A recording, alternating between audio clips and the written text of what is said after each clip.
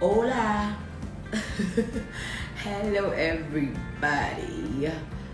Yes, so it's your favorite book review, what would I call myself? Book review artist.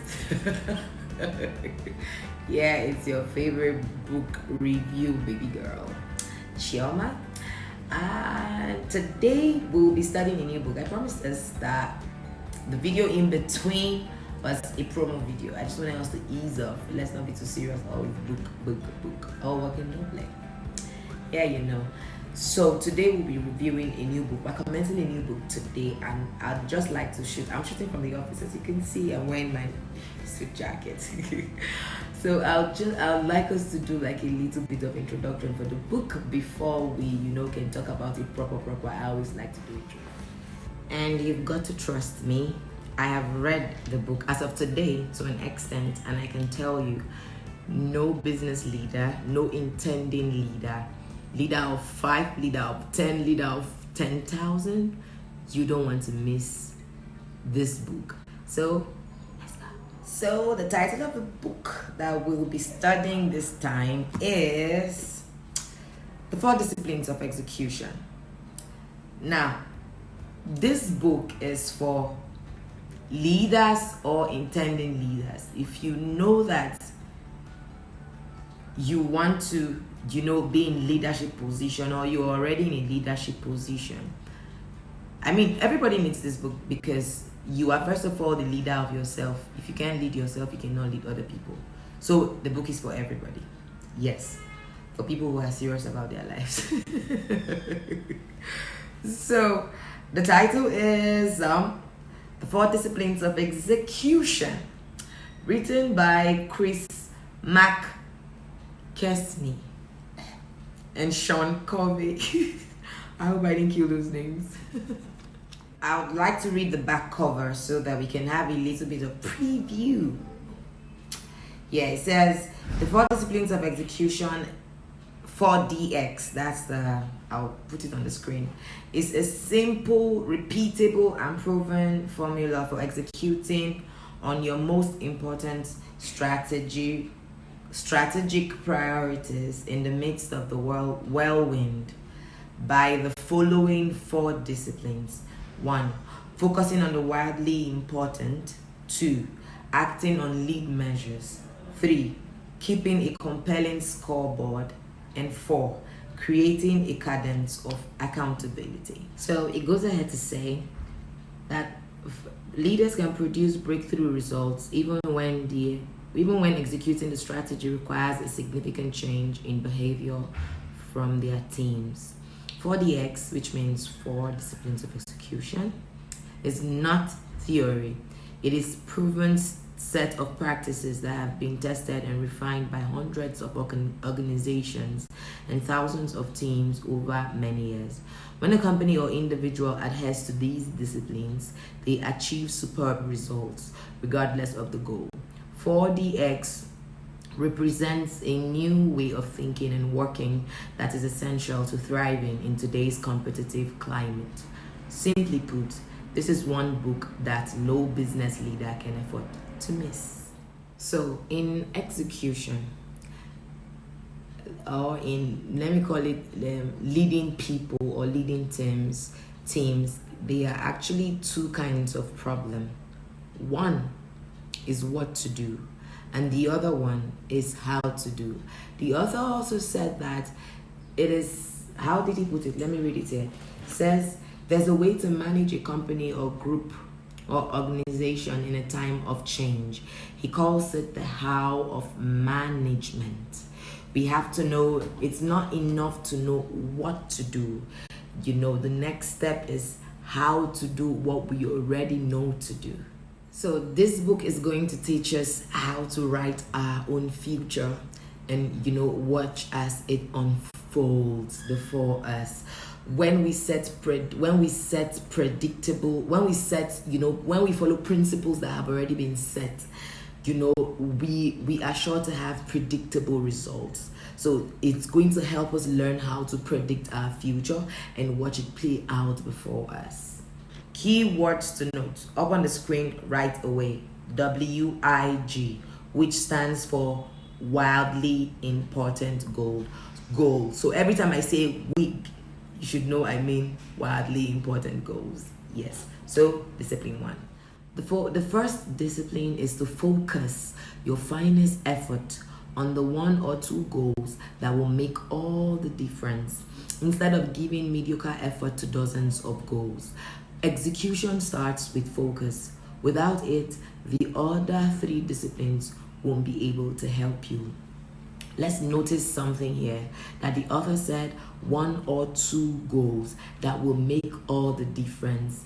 It's all usually not normal for you to see an organization whose vision or mission, whatever, is a whole page. You understand? People usually would give, a straight to the point vision or mission for the purpose, why they are starting up a business. This is supposed to help the people understand why they are here and what they want to achieve. There are other sub goals under the main goal, but the job of the sub goals is to come together and achieve the one ultimate goal. So it is important to know what it is, why are we here, and how do we get there. I mean, that's pretty much the summary of what this book is about. So the author said, you can't give your best effort to driving a car while talking on a mobile phone and eating a burger, let alone juggle multiple important business goals at once. I scribbled something here I'd like to read. I said, it helps to set fewer goals per time. The fewer the goals, the better the focus, the better the concentration. You focus your energy, your time, your everything, your resources to achieving the goal. So an MIT neuroscientist, his name is El Miller, says, one second please, I'm trying to get to the next page. Trying to concentrate on two tasks causes an overload of the brain's processing capacity. Wow. Particularly when people try to perform similar tasks at the same time, such as writing an email and talking on the phone. They compete to use the same part of the brain. So trying to carry too much, the brain simply slows down. Wow.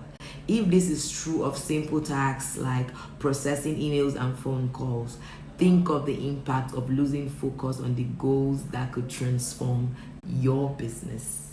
Think about it. Still reading. Says improving our ability to multitask actually hampers our ability to think deeply and creatively. The more you multitask, the less deliberative you become, the less you are able to think and reason out a problem, says Jordan Grafman of the National Institute of Neurological Disorders and Stroke in the United States of America. So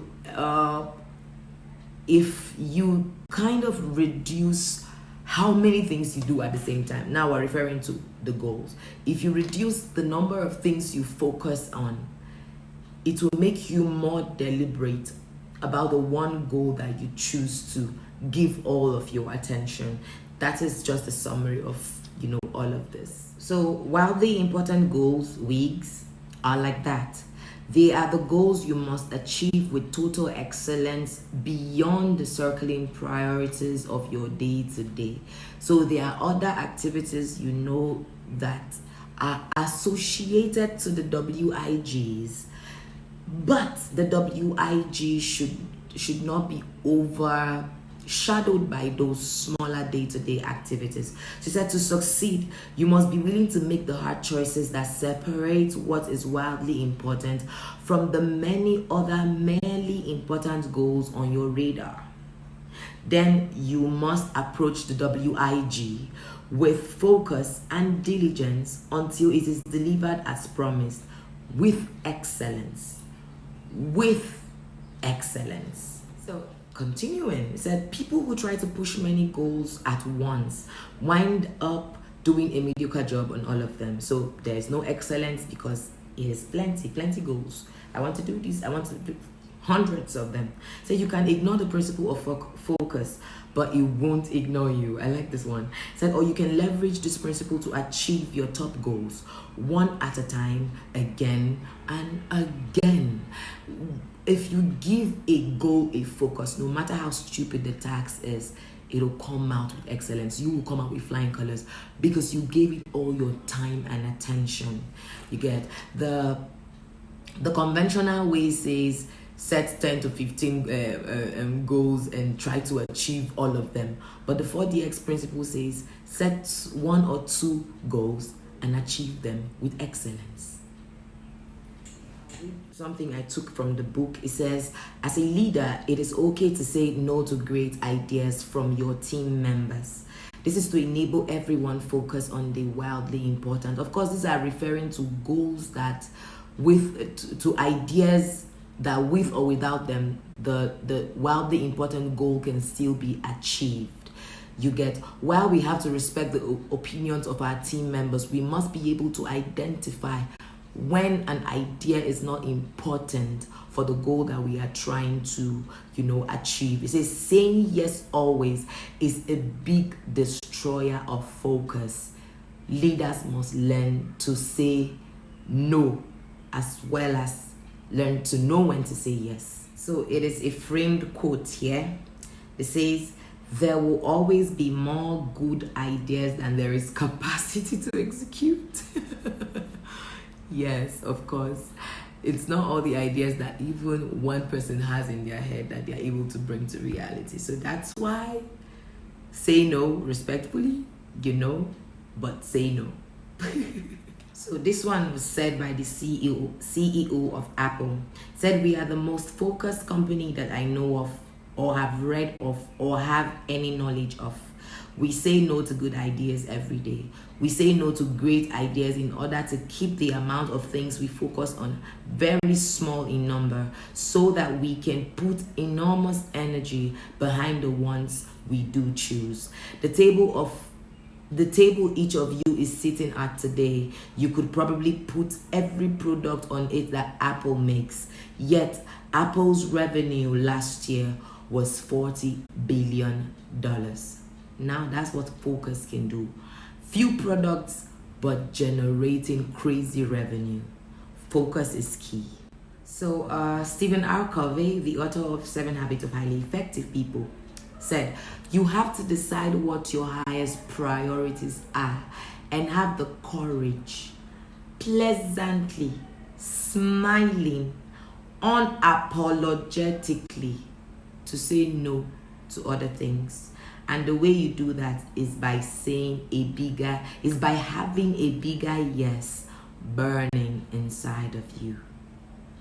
If you don't have a bigger yes for the one goal, many smaller yeses will overcrowd you and you will lose your concentration immediately. So in determining your wildly important goal, do not ask what is most important. Instead, begin by asking, if every other area of our operation that's in a company you're leading remained at its current level of performance, what is the one area where change would have the greatest impact? The question changes the way you think and lets you clearly identify the focus that would make all the difference. So there are other smaller or merely important goals, but what is the one thing that if we focus on as a company would make all of the difference? It is time for you to identify that and give it all the focus that it needs. So I'm going to read us something again that the author wrote down here. He said, sometimes choosing your wildly important goal is about more than selecting the aspect of your business where the greatest results are desired. It's about a wildly important goal so fundamental to the heart of your mission that achieving it defines your existence as an organization. So you may be running a non-profit organization. What is that one thing that defines the existence of your organization? Is it, paying attention to orphans or widows or empowering youths or kicking out malaria or polio or helping people living with HIV and AIDS? That is your goal, and that is what you should be focusing on. So the author gave us few rules for applying discipline. Rule number 1, no team focuses on more than 2 wildly important goals at the same time.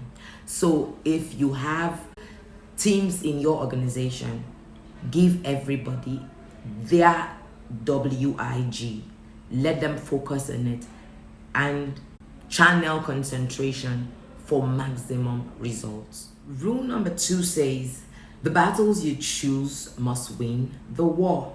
I'll go ahead to explain, to read the explanation, then we'll talk a little. It said whether it's a military conflict or the war on hunger, cancer, or poverty, there's a relationship between battles and wars. The only reason you fight a battle is to win the war. The sole purpose of WIGs at lower levels in the organization is to help achieve the WIGs in the higher levels. So it isn't important that the lower level WIGs support or align with the higher WIGs. The lower level important goals must ensure the success of the higher level important goals. So the goals of the teams, the WIGs of the smaller teams, must work together to achieve the bigger goal, at the higher level. Anything lesser than that or other than that is not it at all. Rule number 3 says senior leaders can veto but not dictate. The highest levels of execution are never reached when the strategy is devised solely by the top leaders of the organization and simply handed down to the leaders and teams below. Without involvement, you cannot create the high levels of commitment that execution requires. While the senior leaders will undoubtedly determine the top level while the important goal, they must allow the leaders at each level below to define the WIGs for their teams.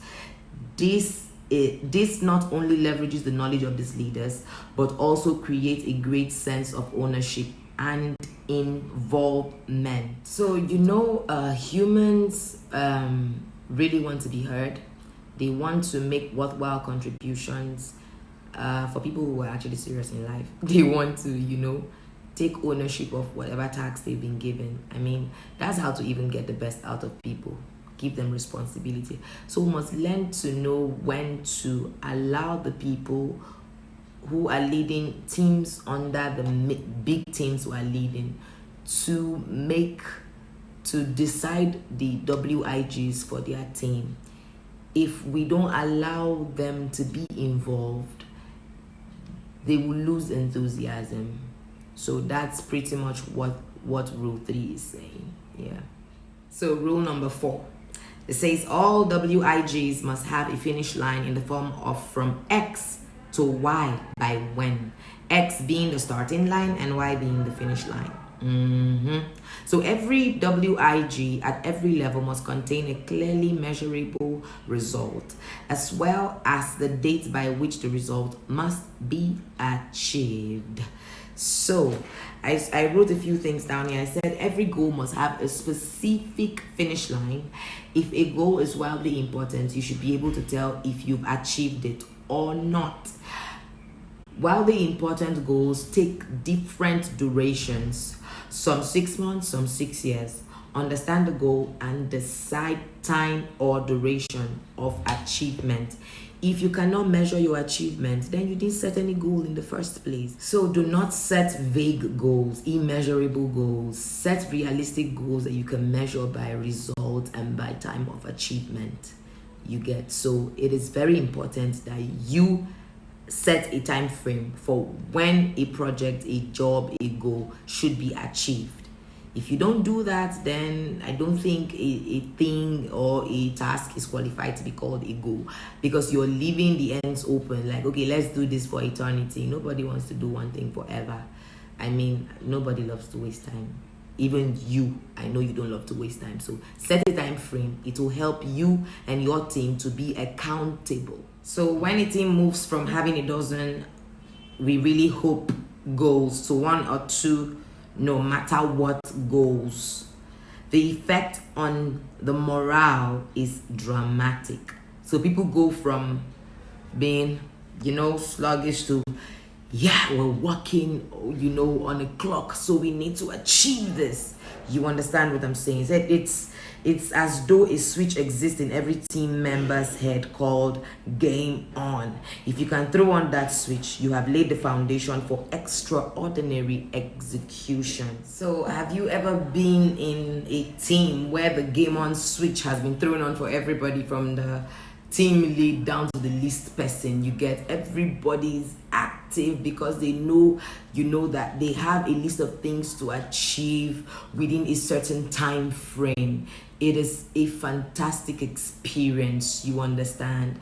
So I encourage team leaders to, turn on the switch in your team members and watch them give you results that will make you happy. Of course they will. So this was just discipline 1. And I know that you have learned massively from today's edition of this book, The 4 Disciplines of Execution. Trust me, it gets juicier as we go. It gets. Yeah, so enjoy yourself. You can, watch this video as many times as possible. Take notes, share your lessons with friends, and we'll bring you discipline 2 within the shortest possible time. Have fun.